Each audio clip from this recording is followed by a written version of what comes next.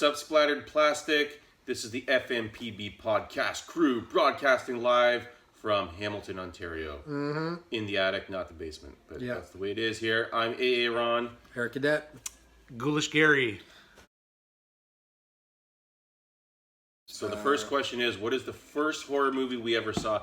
I honestly don't know what the first horror movie I saw was. What I can tell you is that I have definitely some very early memories. I remember seeing Halloween on television, and I have a very specific memory of Michael Myers killing his sister and them taking the mask off and my brother saying to me, look, it was just a little kid. And another horror movie that played on TV all the time as a kid was Terror Train. Because I remember when I finally saw Terror Train years and years later, I was like, oh my God, this is that movie that played on TV all the time. I remember Jaws playing, and horror movies in general, just like... Terror Train of all movies? Yeah. Terror Train. Canadian. It's Canadian.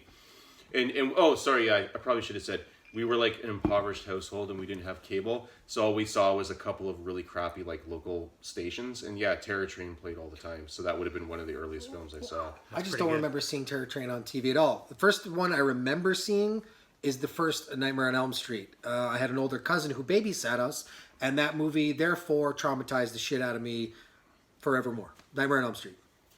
I'm going to go with the first horror movie that really scared me. Probably the first horror movie I saw was probably like a Godzilla or like a monster movie on like a Saturday matinee kind of deal. But the first horror movie that really scared me was Texas Chainsaw Massacre. That was the first movie that really fucked me up. Okay. What is our favorite decade for horror? Gee, I wonder. Anyone want to put money on this one? The 50s. I'm really into the 30s. After the 80s, okay, so the 80s is obviously number one, especially for this podcast. I would say the 50s comes number two for me. Oh, yeah. I like the big monster movies. Me too. The Atomic Age stuff is great. I'm going to go 90s. 90s, wow. Well, I'm going to be obvious. Not because I think the 90s was super cool, but I guess it's, what we were into. I'll go 90s. But I think the 80s was definitely our favorite decade. I mean, most of my favorite horror films were 80s films. But I would say that the late 70s were part of the 80s. Yeah, absolutely. Kinda like Dawn of the Dead and like Halloween. Yeah, Halloween and all that. Like, to me, Halloween is an 80s horror film. Favorite horror director. So this is an easy one for me. It's my man, John Carpenter. Everything JC. From Assault on Precinct 13 up to Big Trouble in Little China is completely untouchable, and everything after that was pretty good. So there's also that whole career he has as a composer. So definitely Carpenter for me. I'll go with Carpenter. Easy answer. But if you're looking at the whole body of work, I got to go JC. Wes Craven is good, but he's only got maybe about actually 5 that I like, if that. Romero is amazing. What he did was iconic, but his bad, when it's bad, it's bad. I mean, that could be said about anybody, but I'll go Carpenter. Fair enough. I'm going to go Romero. Yeah. Over time, he's become my favorite director. Probably what helped him become one of my favorite directors was we went down to the Monroeville Mall and we got to see Pittsburgh and Romero land. That was amazing. So I'm going to go Romero all the way. Some of his 70s films, like his early stuff, it's maybe not quite as good, but when he's good, he's really good too. Okay, so the next question is actually a really tough question for me. It's suspense or gore. I don't know. Because honestly, for me, like, okay, so what's gonna live longer? Like seeing an epic gore scene or like a really suspenseful scene? I don't know. Which one lasts longer. It's like, I can tell you that when I was a kid, like one of the horror movies that affected me the most was actually, believe it or not, Psycho. And even as a kid, the death of Arbogast on the staircase, which is a terrifying scene and a super suspenseful scene, that resonated with me, and it still resonates with me today. So but then there's this part of me that just loves like the gore of the 80s and Savini and Gore Zone, and I find this very difficult to choose. I'm gonna say suspense, but I could go either way, honestly. Depends on the mood. Overall, though, if I'm just watching horror in general, gore. Yeah, you can't go wrong with gore. I think when I was maybe younger, like I was a total gore hound. I had to see every gory movie out there. But I'm kind of the same way now. I mean, I still like to see gore. I mean, Psycho Gorman's coming out. That looks really cool. Yeah. Like, Stephen Kostansky, his movies are really gory. I love that shit. You know what? I'm going to go gore, but I love suspense too because, suspense is kind of what gets you to the payoff, right? So Also realized I just realized I'm the biggest poser in the world because I'm wearing this knockoff deep red T-shirt and I just said suspense over gore. So. Deep gore. Deep gore. Okay. VHS, DVD, or Blu-ray. So I'm gonna say I'm gonna go with, and like it's a very good question, and I know what you're getting at, but I'm gonna say Blu-ray, and the reason why is because I love the art of horror films, and I want to see them in the best presentation possible. But there's a really obvious drawback to a podcast like us that loves 80s horror films, and 80s horror films on Blu-ray often don't look good. Like for example, The Burning. The makeup job that Savini did, which is incredible, actually isn't that incredible in Blu-ray. Neither is Dawn of the Dead, to be perfectly honest. So I get what you're saying, but at the same time, there's more to it than just the practical effects. There's the way it was shot, there's the music, there's the sound and everything like Color that. treatment to it, Color the treatment, widescreen, yeah. everything. Yeah, the nostalgia ratio. factor. You want to go VHS because it's what we grew up on, but it is not actually a good format to watch. It's a terrible format to watch a film. Movies, Yeah. but it made it available for the masses, which is incredible. But I had to go Blu-ray. Yeah, Yeah, I'm Blu-ray. with you guys. I collect Blu-rays, you know. Yeah. Sorry guys, That's okay. I'm stumbling. VHS Say is, you something gotta cool. love the artwork Oh. on VHS, and you gotta love VHS. But What's the best slasher? I'll give you a hint. oh, Oh, he's running. don't spill it. Heyo. Oh, I don't know what the best slasher is, but you know, like you could always say like, what's the best? Halloween, Friday the 13th, or Nightmare on Elm Street? And I would say Straight up slasher. My pick is Halloween. Yeah, that's always been your favorite. My yeah. pick. Yeah, you're So consistent. straight up slasher. You're Straight consistent. up slasher. Yeah. My personal favorite. I'm gonna say Friday the 13th. That's, you know what, I love the Friday films too. They're a lot of fun. But I'm Even though gonna. I said John Carpenter And was my favorite. even though I'm director. portraying Jason right now. Hey, things don't always have to line up, you know. I'm gonna say My Bloody Valentine, just because. Oh, there's a good one. Because That's a it's good kind of off the beaten path. Well, it's not, it's popular with horror fans, but like anyone watching this that hasn't seen it, check it out. Best zombie film. I think, I think the king of all zombie films is the film that everyone else is going to say, which is Dawn of the Dead. I think that Dawn of the Dead is what made zombies cool. If you Yeah. look at like what is The Walking Dead? The Walking Dead is the godchild or grandchild or whatever of Dawn of the Dead. That's where all of that comes It from. set the template for everything else that came after. Yeah. Yeah. Yeah, between night, day, and dawn, or dawn and day, Yeah. you can't go wrong. Dawn of the Dead. Dawn of the Dead rules, and also the remake of Return of the Living Dead's fucking rad too. Yeah, the of course. remake of Night of the Living Dead, which is a little bit informed, I think, by Dawn of the Dead, is I think really good. Oh, Savini's? Yeah. Yes, Yeah. definitely love Savini's remake. Oh damn, I can't answer this question. Favorite monster? I don't know what my favorite monster is. Well, so if we're talking classic monsters, I like the werewolves. And so I'm just going to throw this out there. American Werewolf in London, because makeup artist and creature creator Rick Baker. We like him very, very, very, very, Creature very, very, creator very, very, Rick very, Baker. very, very, very, very, very, very, very, very, very, very much. And that's how many That's Oscars he 100 words has. right on the nose. You can count them if you want. He won an Oscar for... No, he won a richly deserved Oscar for his wonderful work on American Werewolf in London.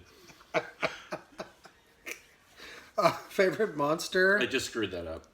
No, that's amazing though. You know what though? I do love the scene in American Werewolf in London in the subway when you see the size of the monster. creeping into the shot. Yeah, and yeah. it's the best werewolf transformation. It's the first reveal of the monster, I think, too. in the Favorite movie. monster? I'll go. Yeah, if That's we a gotta go great monster. one. Godzilla. I like Godzilla. Oh yeah, Oh well, Classic. He's more obviously Atom Age sci-fi, but Yep. fuck it. classic. We'll answer how we want. Godzilla. I'm gonna go the original Creature from the Black Lagoon. Best man, best. That suit still holds up. I think. Okay, And the score is yeah. awesome. The suit holds up. The fucking. You're right. It's You're a great. right. It's a great monster. film. Actually, you're right, because even as a kid, I was fascinated by the images of Creature from the Black Lagoon. And I was fascinated with anything on TV, like anytime like a commercial or something like that, Yeah. use stop motion animation. Yeah. Or Godzilla. So I was a Godzilla fan before I was a horror fan, if they're two separate Yeah, I things. think so too. Like me too. Yeah. Yeah. So Creature from the Black Lagoon is probably my favorite all time. The next question is who's your favorite artist? So I can tell you who my least favorite artist is. Yeah, This guy right fucking here. It's definitely not. Why Gary did you guys have Pollock. to throw that one in? And like, when you say artists, does that just include like like painters know. and illustrators? I think it means horror. Like Horror artist? Okay. I don't know if you're aware of this, Gary, but there's this whole scene out there for horror artists. They draw like album covers and Arrow DVD covers sometimes. I've heard of that. And stuff like that. And okay, so what I'll say is this: I'm gonna throw you guys a curveball. I don't think anyone has ever come forward and said who designed the Fright Night poster. The only it's a tribute to credit Fox. is some there is some design company or something like Yeah, that. yeah. But I'm not sure if even in that documentary, that You're So Cool Brewster documentary, they ever say who did it. I don't know if anyone ever figured it out. No, but that would be amazing because that person, whoever did the Fright Night poster, must have done more. But like, how have they not come forward and said that was me? Maybe they're dead, or maybe they just have a completely different career now. or something yeah, like that. yeah, that's possible. Well- Because even our good friend Tal doesn't know who did it. He's really an expert on like on poster art. Poster collecting. I tried to figure it out, but that was definitely a VHS cover and a poster that just absolutely I was fascinated with. I stared at it forever. So if we ever figure out who that artist was, that's my favorite one. That's a great one. Favorite artist, not counting our good friend here, Yeah. and some of our other friends as well. We got to go classic artist, even though he's not like a horror artist, but he's an overall artist.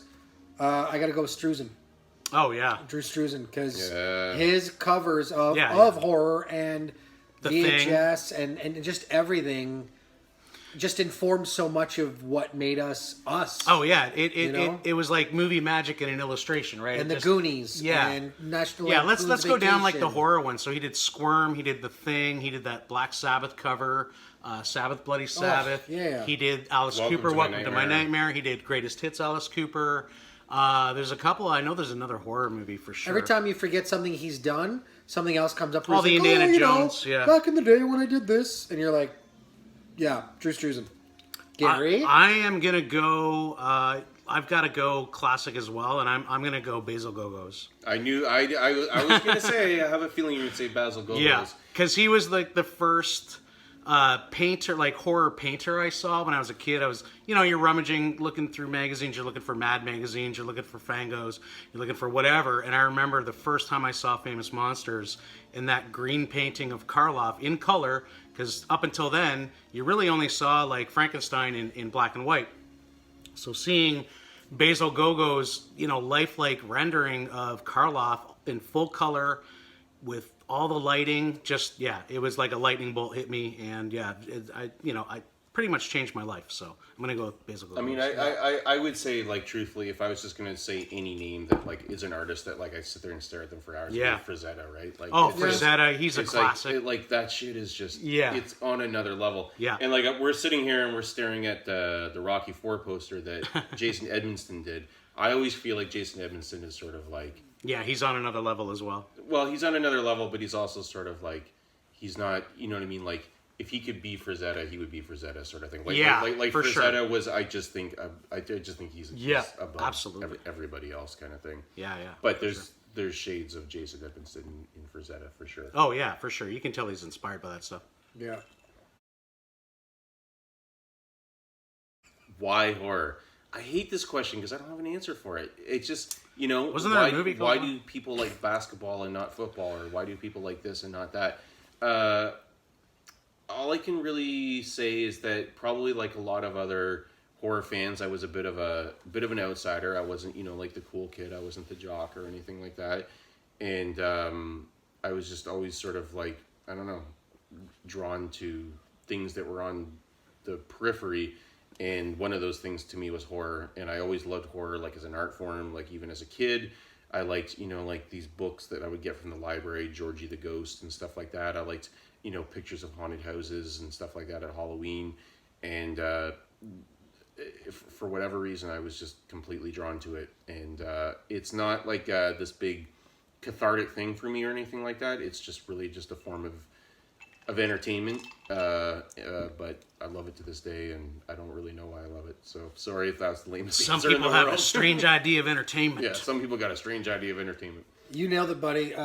Same thing, man. I don't have an answer other than, yeah, I just always loved horror. I always loved heavy metal and horror and comic books and wrestling, and maybe it's just things that are larger than life. I don't know. Yeah. Same thing. I didn't need it as an escape. I know some people do, which is cool. I get it. I get my escape through other stuff, but like horror is horror. I thought it was cool, even though it isn't, I guess. But to all of us and all of you at home, it's cool, you know? Yeah, like Yeah. I mean, I would like I would go to. There was one corner store. Like I grew up in a, you know, hellhole of a town in northern Ontario, and Yeah, you grew up in a shitty town. yeah, I grew up in a shitty town, Sudbury, Ontario. It's going out to you. And there was a corner store near me, and for whatever reason, that corner store had all the gore zones and the fangories and Nice. toxic horror. And so, Toxic horror. why yes. is it that a kid walks into a corner store and he looks at magazines and he's not looking at the baseball magazine and he's not looking at the you know, football magazine or whatever? He's looking at Gore Zone and he's looking at Fangoria. I don't know, but that was who I was. That was the kid Yeah. that I was, or whatever. You always risk getting that funny look from like the convenience store clerk or whatever when you brought up like a horror mag or something with something extreme on the cover. You're always sort of like, yeah, you know, like, but yeah, same with these guys. Honestly, I just love the visual aspect of horror movies. Always have. When I was a kid, loved the poster art, and if the movie lived up to the poster, even better. Like films like Stuart Gordon and all that like great stuff, like Decker stuff in the '80s, like all that stuff. Like as an artist, visually, horror movies have just always stood out to me. That's all I can say. Just love it. Definitely for me as I go on through life, I continually just see horror more as an art form than anything else, and that's how I appreciate it is as an art form. Yeah. And that's the thing in me that just it never dies. You know what I mean? Like, Yeah. That's the reason why Yeah. you know, like, Never get sick of it. Yep. Yeah. Yeah. It's always changing, always evolving, but even the classics, we're always finding new stuff in them. We're always rediscovering a scene that maybe we looked over before, or it just feels brand new again. And that's what I love about horror films, that even some of the ones that you've seen 100 times, they can just seem new and interesting again. So yeah, I don't know. Nothing right. more than that. That covers it. That's it, dude. So Splattered Plastic, thanks, bro. Thanks for the And support. Thanks for the support. This is FMPB. Peace out. I'm AA Ron. Eric Gaudet. Ghoulish Gary.